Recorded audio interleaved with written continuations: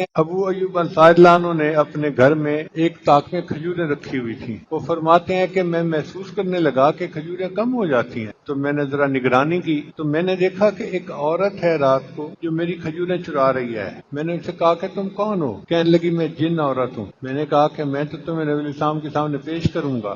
اس نے کہا کہ آپ مجھے چھوڑ دیں، میں نہیں آؤں گی۔ تو ابو الدرداء عنہ نے اس کو چھوڑ دیا، نہ ابو ایوب انصاری عنہ نے اس کو چھوڑ دیا۔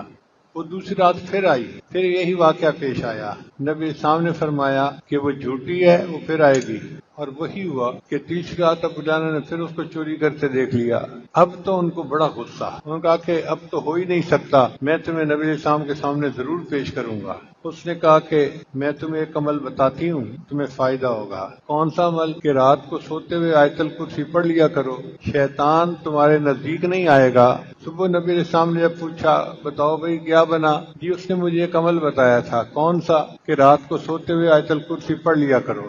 نبی صاحب نے فرمایا صدقت وہو کذوب، بات سچی کر گئی مگر وہ جھوٹی تھی۔ تو اس کا مطلب ہے کہ شیطان بھی بھاگ جاتا ہے اور آیت الکرسی پڑھنے سے جن بھی دفعہ دور ہو جاتے ہیں۔ تیسرا واقعہ ابی بن کعب عنہ کو پیش آیا۔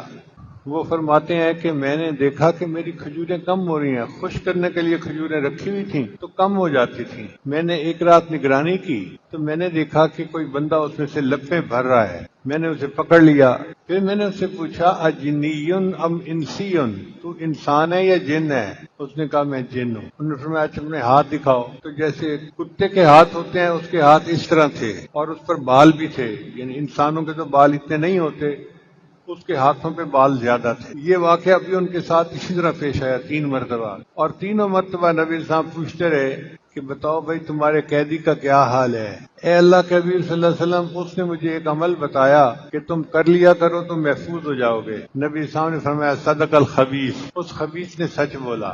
اس کا مطلب یہ کہ شیطان یا جن آیت الکرسی کے پڑھنے سے دفع ہو جاتے ہیں اور اللہ تعالیٰ کی حفاظت ہو جاتی ہے۔